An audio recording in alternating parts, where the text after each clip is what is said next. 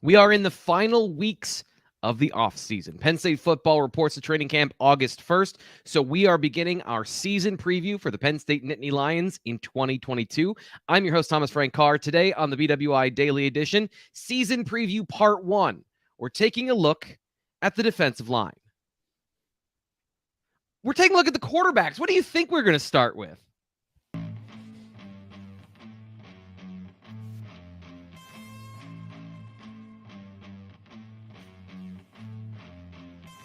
BWI Daily Edition, of course, a season preview would not be complete without senior editor Nate Bauer. He and I are going to be tag teaming, looking at the position breakdown of the roster overall and going through some of the work that he and I are doing over at BlueWhiteIllustrated.com, giving you the full in-depth preview for if you're just getting into Penn State football, the names to know, all the way down into some of the stuff we've been discussing in depth all offseason. So this is going to be a comprehensive look, hopefully, at each position heading into training camp in the first couple weeks of training camp, because I don't know how long this is going to go. Like, we've got a lot of pieces to get through, Nate.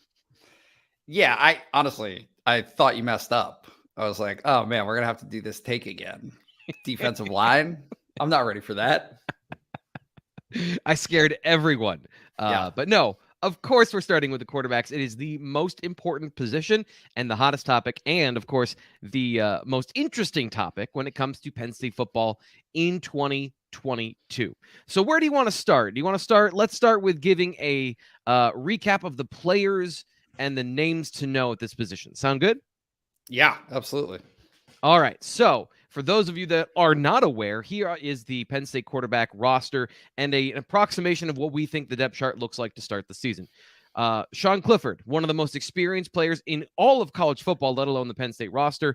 PFF career snaps over 2,000. Stands 6'2", 212. His primary backup, Christian Veilleux. You see, there's a little bit of a difference between Clifford and the rest of the players here. 57 career snaps for Veilleux, most of them coming in one game in relief of Clifford, who was sick during the Rutgers game.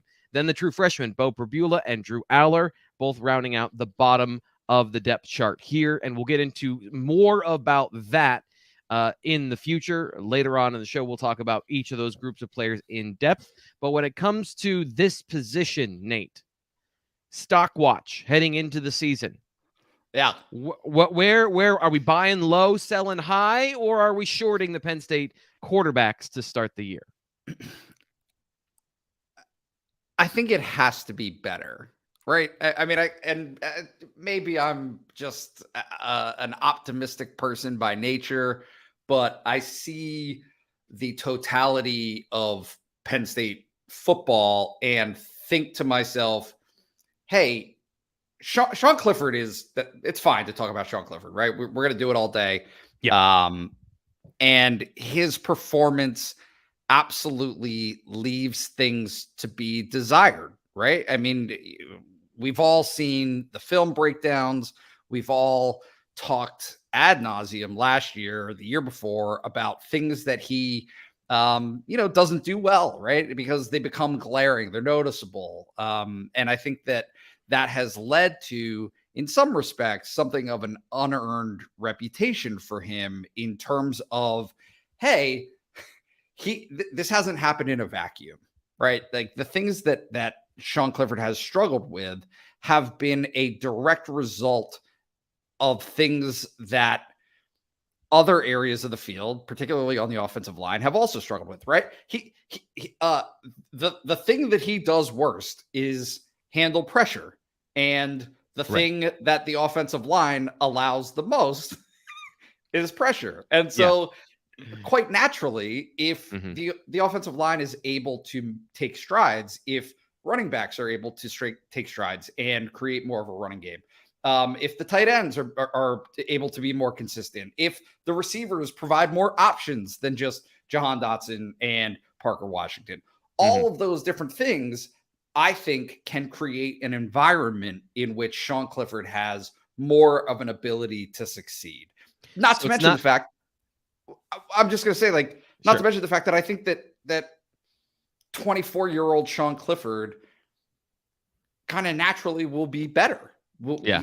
the more time in the system, all of those different things that come with age and experience, I think will provide him a platform to be better than he was last year. Sean Clifford about to get his college football pension at this point, with as many years as you saw there on the breakdown, and I'll throw up here just again because I think it's funny. So with the COVID year, you've got redshirt senior plus, a designation that really doesn't exist outside of the current landscape for as long as the COVID year, the bonus year exists. But there's a lot of modifiers on his years and time at Penn State. So really what you're saying is it's not just stock up for Sean Clifford or the quarterback position. This is kind of a barometer of a stock up for the Penn State offense in your mind, of things have to be a little bit better this year. Yeah, I mean, look, like and maybe this is incorrect thinking, and forgive me if it is, but I just tend to revert to what I saw in the first 4 games and 1 quarter of play last season, or 5 games of play last season. And I thought that things were trending before he got hurt. And even during the Iowa game, things were trending in the right direction. Right? Yeah. Like the offense was not explosive necessarily against Wisconsin. That was a tough Wisconsin team. You're playing on the road. I don't want to rehash every single game. I guess my point is simply that all of the indicators of where Penn State's offense was going, including Sean Clifford's performance within it, were all very positive before that injury. And I don't think that anybody would suggest necessarily that Wisconsin and Auburn didn't turn out to be pretty good teams last season. Right. And I would say that given the nature of the offense they were operating, that it was such a precise. I remember at the time, and this was, I look back at this as kind of, I don't know why this was so prophetic, but it sticks with me. You mentioned on the show last, beginning of October, they have a very narrow way of winning. They need to be able to control the ball, pass the ball, underneath passing. That's the way this is working because the offensive line isn't going to hold up for deep shots. Sean Clifford is inconsistent in that area for the most part, and they can't run the football. So given the fact that they were as good as they were through the first couple of games of the season, I think in year 2, what you're saying is there will be more options for this team as far as how they can win games, and it should not all be on Sean Clifford's shoulders. And if last season was the baseline of what you can do in that area, then year 2 should be better. And I tend to agree with you. So what's the, we talk about X factors over at the site. And if you want to read the article, bluewhiteillustrated.com, if you're not a premium member, sign up and you can get that for just $1, 12 months of access through the whole season preview to see if we're full of it, going through the season, going into the offseason, recruiting, finishing, going into the bowl games, going into the college football playoff, going into the new era where there's 19 teams in the Big Ten. All that stuff for $1. But the X factor, what do you think the X factor is for this position? And is it actually about this position? Because it sounds like it's not. Yeah, well, no, look, I think that it would be naive to say that Sean Clifford personally doesn't need to be better, right? He does. His decision making, his accuracy, although his accuracy was improved last year before he got hurt. It's kind of an underreported, talked about, like his career completion percentage is the best in Penn State history right now. Like, I don't know if anybody knows that, but it is. So like, yes, does he need to take steps? Absolutely.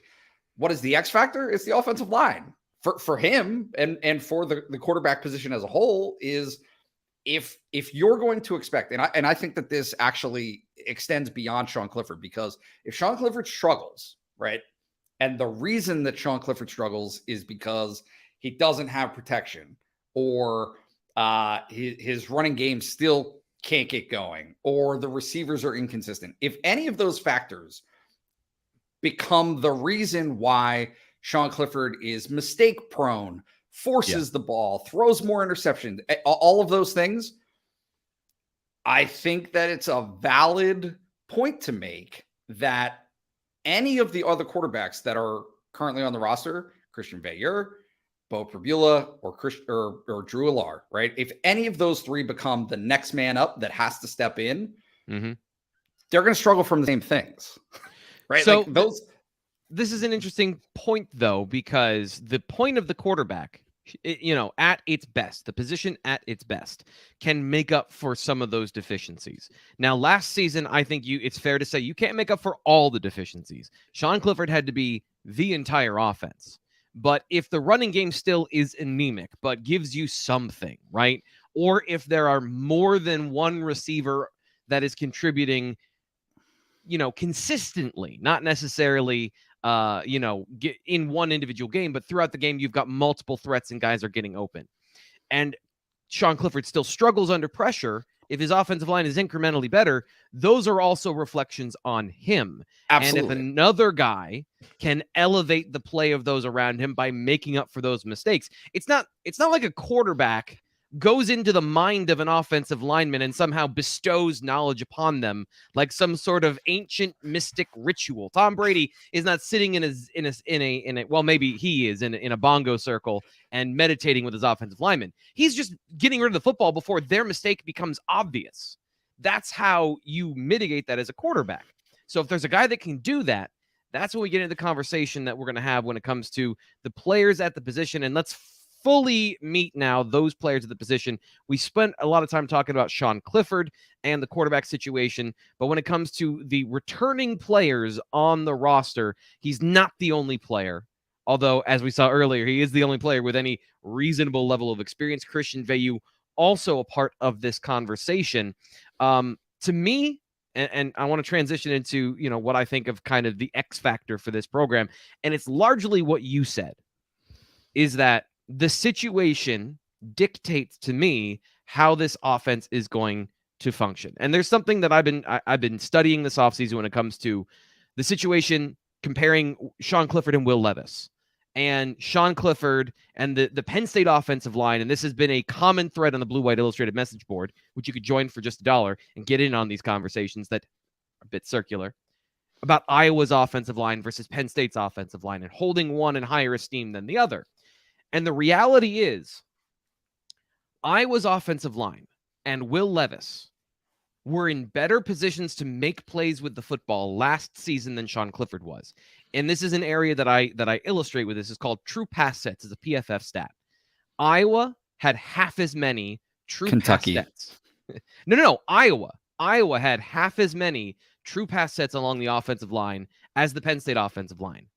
Sean Clifford on straight dropbacks with no modifications, no play action, no RPO. He had 100 more passes than Will Levis did. So Sean Clifford and the offensive line need to be put in better situations where it's not 3rd and 7+. And it's obvious they have to throw the football. That was a large chunk. That was the bedrock of their offense last year. That part has to change. To me, the X factor is how can this offense evolve from what it was last year and what new elements does it take on? Because if it remains the same as last year, those numbers cannot maintain. You will get the same exact result in the end if you continue to put your offensive line and your quarterback in a must-win situation with no help and no play action, no distractions for the defense. Yeah, look, like and that is a very nice way of saying that, like, Sean Clifford isn't Superman, right? Like he's not, there is no Michael Vick or Aaron Rodgers or you name it, right? These quarterbacks that you have seen in the past that are so dynamic that they can just truly save the day for an offense, right? They can just overcome whatever the deficiencies are. I mean, it is so much of his success is predicated on the pieces and how they perform around him. Because yes, you're right. If those other steps happen, if the offensive line is better, if the running backs are better, if there are more receivers that are open, that catch the ball consistently, if all of those things take place and Sean Clifford's play does not elevate with it, then at that point, I think that you have some decisions to make, right? Like, I think that there are things that you have to consider. If he is going out and completing 51% of his passes and all of those other things are there, right? Yeah. That the receptions don't happen because he's airmailing passes, not receivers dropping passes, then fine, right? Like that's all. That's fair. That's good. And they need to evaluate that situation when that happens. Yeah. However, for the time being, if those things don't take steps forward concurrent to Sean Clifford's steps forward, Penn State will continue to be in the same predicament. You're absolutely right. Where does offensive coordinator Mike Yurcich come into this? Where do you think that it fits? Where is his, I don't want to say his role, because obviously he's the offensive coordinator, but where does he fit into this conversation of Sean Clifford's performance and the offense's performance outside of the execution of those plays by the players? Yeah, I mean, to me, so much of it is about what's happening right now and what will happen in a week and a half when Penn State starts preseason camp.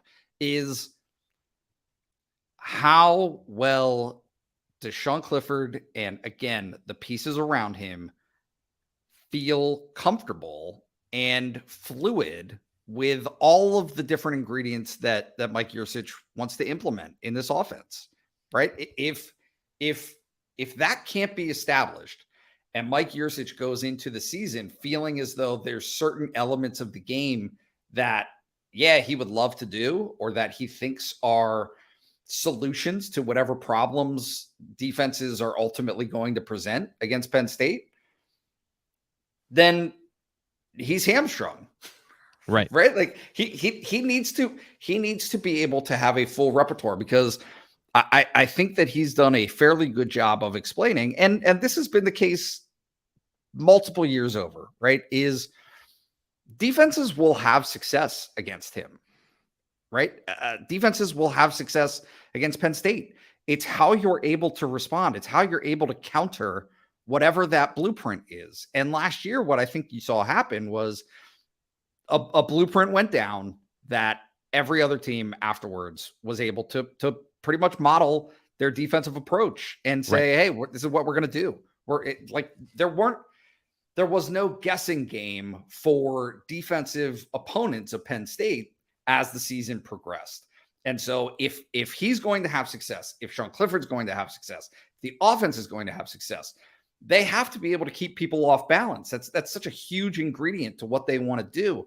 And that's why over the next 4 weeks, 5 weeks, they got to get that all in. They got to build on the foundation that was built in the spring and all of last season to be able to take those steps forward and truly have a broad array of what they're proficient at, so that there are answers to all of those problems that defenses are going to present. So let's take a quick second to introduce you officially to the freshman quarterbacks on Penn State's roster, because we have not talked much about them at this point, and then we'll kind of wrap everything up with our kind of our broader thoughts and maybe some of the specific things we want to get into at the end here. But of course, 5-star quarterback Drew Allar. A lot of Penn State's fan base wants the future to start now. They want to see Allar on the field. And 3-star quarterback Beau Pribula, another very impressive and I think dynamic recruit that, even though he is not of the same profile as Drew Allar, both equal footing so far throughout the spring and the summer, with Pribula even a little bit ahead of the 5-star quarterback so far. So those are the two young guys that we see for the Nittany Lions and the future of Penn State, with one caveat, which we'll get to here in a little bit. But what's your opinion, or what's your thought on where the freshmen fit into this picture and what you're thinking about them as far as what they get out of this year and where they're best served? I don't know if you saw it. I saw it, and I didn't actually click on the link, so I'm not sure how truthful what I'm about to say is. But didn't you see a report this week on Arch Manning intending to take a red shirt at Texas? I had not noticed or seen that article. My point is, if the most hyped quarterback in all of God's green earth for years over years intends to take a red shirt, I think there's a fairly strong indicator and a suggestion that, hey, this is the best course of action for 99% of quarterback prospects, is to be able to have at least a year, preferably two, getting the system, the culture, the leadership aspect. Like, there's just so much that goes into it and into that position to do it well. Yes, there are things and instincts that you can rely on as a playmaker, that you can play that position and have some success for sure. But the more time that you're given, the more experiences that you have, that depth of knowledge when you step out onto the field, it all helps. It all helps. And so to me, the best situation that Penn State can ask for is for neither of these guys to play this season, right? Or at best, to get in a 70 point with a 70 point advantage, right? Yeah. where Penn State's Right. up by 40 in the first half. Christian Veilleux, because that's I think you made a relevant point to me off camera. Christian Veilleux is that guy. Like, he's actually the guy that you need to deliver those reps to. And so if the opportunities present themselves, that's how it needs to kind of shake out to make the best of the position moving forward. Quick clarification on ESPN's First Take, former Texas quarterback Vince Young, quote, hearing Arch Manning will redshirt at Texas. So I think it's the obvious answer. And I don't want to discredit the reporting, but Vince Young hearing Arch Manning is going to take a red shirt. Just Vince. Anyway, I think that it's you've got a lot of players that need a lot of experience, but when it comes to the freshmen, let's examine some of the situations we've seen notable true freshmen play very well. And I'm going to give you two examples that are off the top of my head here. Mm-hmm. You have Andrew Luck. I believe he played as a true freshman, and I actually should probably check that before I say it as a fact. He played for Jim Harbaugh in a two tight end fullback Stanford offense that was run first, heavy play action, throw the ball down the field. Then you have Trevor Lawrence, who stepped onto one of the more talented offenses in the recent history of college football with T. Higgins, Justin Ross, Travis Etienne, a good offensive line, and a simple playbook. I can't stress enough that the Clemson offense, the receivers basically run two routes: stop and go, and that's it. And I'm hyperbolizing here, but like when you watch them, you watch what they do. They rely on simplicity, speed, and being elite athletes, being better than you. So fitting into those things are very specific for young quarterbacks and their success, very specific situations where they were running with a lot of talent and a lot of things helping them out around them. We are not talking about that at Penn State. We are talking about, does the offensive line get better? Is there another receiver? Can they find this synergy on offense?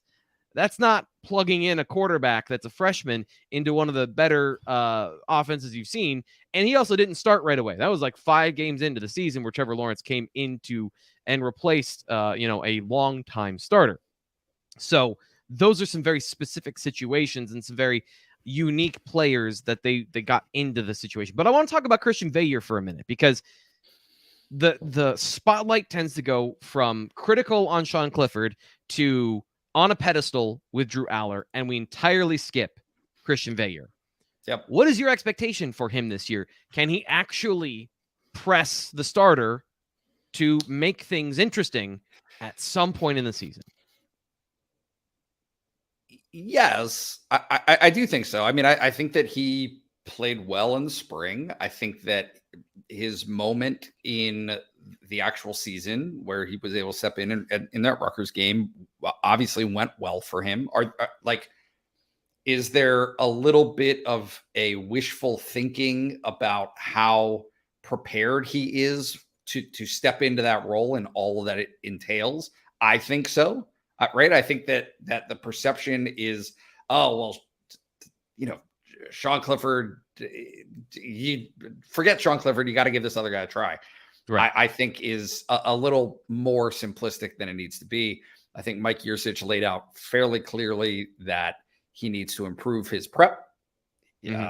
Right. He need on the practice field, in the film room, game prep, all of that stuff needs to be better from what it was his first year. And that's what you expect for a quarterback in his first year on campus. Like, just setting reasonable expectations here. So yes, now that he has another year in the system, yes, I do think that he is going to be able to put himself in a position where he can compete with Sean Clifford. However,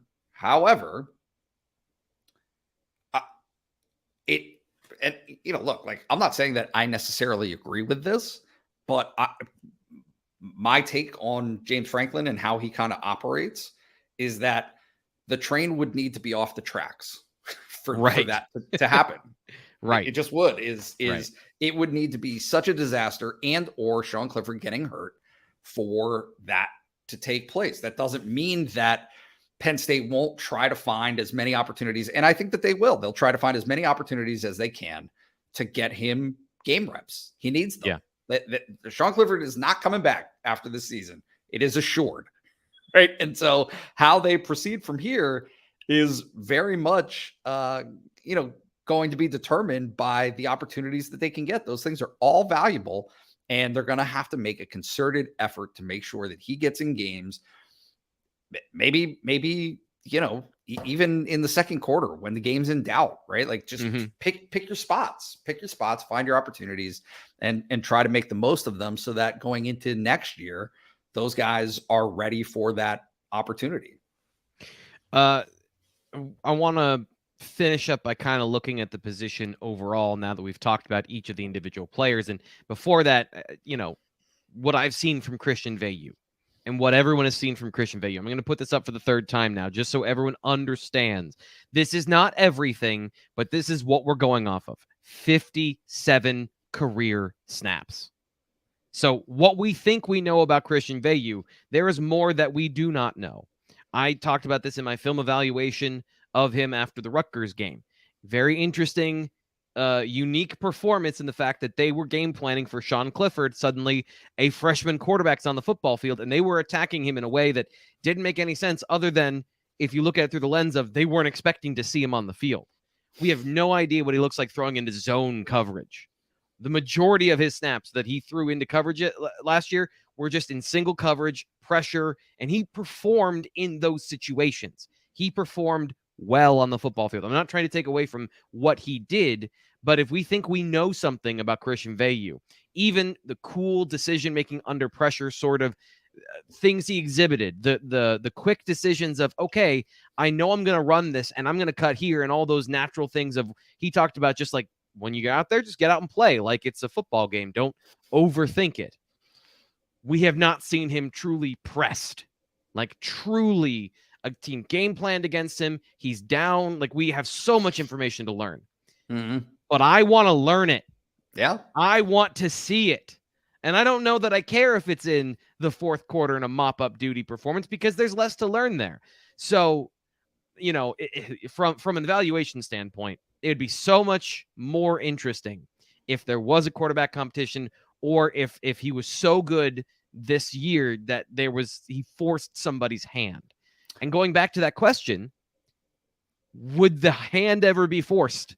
Yeah. What do you think James Franklin would, if it was very close, would it ever come down to performance, and would Sean Clifford be pulled? Because I have a hard time, and I know we've seen it before, but I have a hard time seeing it be the final thing where we see somebody else.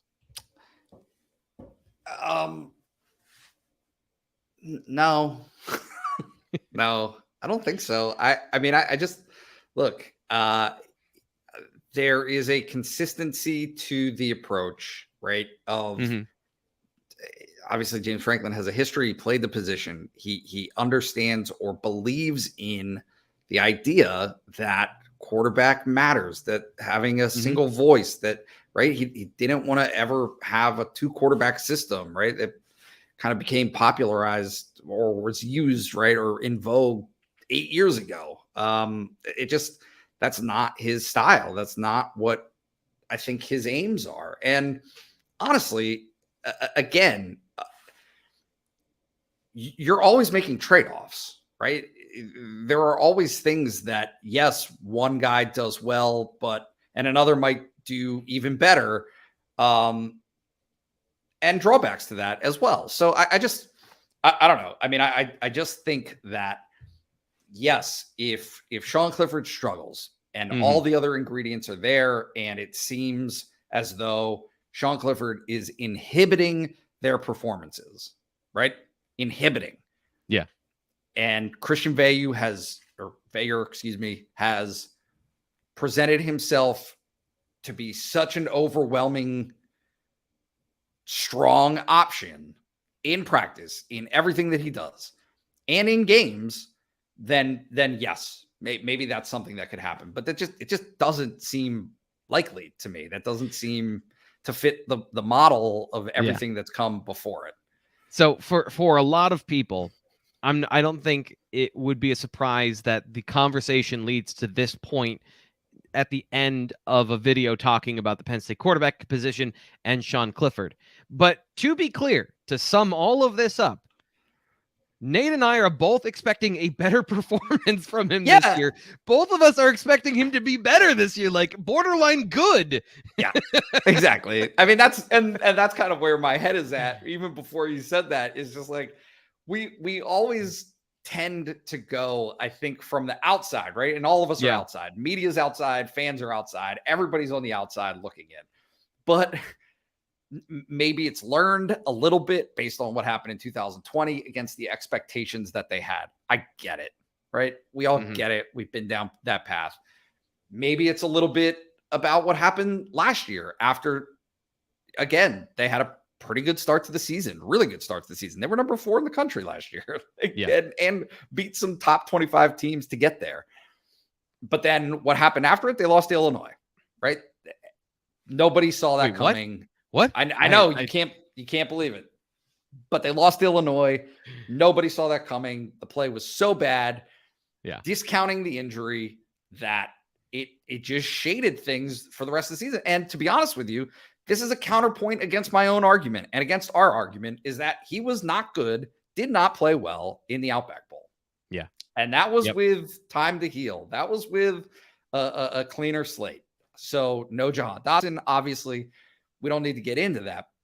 But I just think ultimately we tend to start to think in worst case scenarios with Sean Clifford specifically, but also in terms of decision making and how those decisions will come to be for Penn State, depending on X scenario, Y scenario, Z scenario.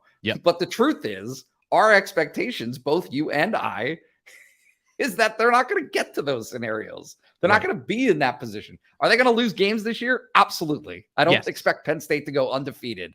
But I do think that Sean Clifford will play well enough, along with the other characters and the rest of the cast on Penn State's offense, to win games. Absolutely. Let me kind of put a bow on it from how I view things and kind of my perspective of things. And these are shortcuts so that you understand where I'm coming from, what I've seen on film. So PFF grades are always, polarizing, but they paint I think, an accurate picture of performance in a season. So 2019, from a clean pocket, meaning no pressure on him, Sean Clifford was an average quarterback in his first season starting. His grade was like a 69.1 or 7 or something like that. That's just a starter. That's not anyone doing much positive for your program. In 2021, he had a 90 grade. That is an elite grade from a clean pocket. So give him time, give him a pocket. As a senior, he can deliver for you. The problem was last year, he was one of, if not the worst quarterback under pressure. And he was under a lot of pressure. In 2019, he did not have to throw the ball as much. They were a run-first, run-heavy team with Journey Brown and Noah Cain. Find that balance, take some of the pressure off of him, and allow that clean pocket efficiency and unpredictability of your offense, because they're not expecting you to throw the ball 50 times a game, to let him play in his best environment. And I don't think that's unreasonable. We're not asking for a perfect scenario. We're asking for an average scenario. And I think that's a fair thing to ask for from this offense. I mean, I'll go to this because Mike Yurcich has said it, and I think Sean Clifford has said it in the spring, and for whatever reason, it eludes our radar a little bit. Sean Clifford, 95% of what he does is very much in the category of fine to better than fine, right? Like he is not hurting you. It is 4 plays a game for him that have upended trajectories of football games, right? Yeah. Like it is the strip sack. It is the costly interception. It's not this avalanche of bad play necessarily or mediocrity. It is him being able to avoid to that one shot mentality, right? Of gaming it out where yes, you don't put your team in such a bad position by making these not just costly mistakes. Everybody throws interceptions, but throwing pick sixes, right? Like not just fumbling the ball or taking a sack, but doing both at the same time and having it go for a touchdown the other way. Those are the things that absolutely crush Penn State and its opportunities to win games, especially when games are decided by a margin of 3 or 4 points, which they were last year. Yeah. So if that's kind of where they are as a program, if they are still in that space where they're going to have, right, out of 12 games, 7 that are decided by a touchdown or less, right? 6, maybe. You can't do that. You can't have that happen. Those have to be the things that you avoid. And so if he makes improvements in that specific area, I do think that he can have a good to very good year. The Penn State football season is just, I mean, you could probably calculate it in hours at this point. I don't know. It's a lot of hours, but we're days away from the start of Penn State training camp. And season preview part 1 is in the books. We've taken a look. We've deconstructed. We have broken them down to the very atoms that created them, the quarterbacks for Penn State football. And we're going to keep doing that, like, throughout the rest of the season. Like, this is not over. We'll be talking about Penn State's quarterback situation all the way until the next starter is named, and then we'll be debating about that particular decision all the way until the sun explodes. I'm your host, Thomas Frank Carr. BWI Daily Edition season preview is going to roll along, so make sure you subscribe to our YouTube channel and wherever you get your podcasts so you don't miss an episode. We're going to be going position by position. We might include the defensive line together. We might not. I don't know. We'll have to take a look. We spent 35 minutes on quarterbacks. We probably won't spend that on every single position because we'll probably spend more time on each position. Nate and I, we like to get into the details. So we'll be back tomorrow. Nate is coming back for our mailbag show on Thursday. Make sure you subscribe to our YouTube channel and wherever you get your podcast. Thank you to the nearly 9,000 people that download the BWI Daily. 9,000. Talk to you tomorrow.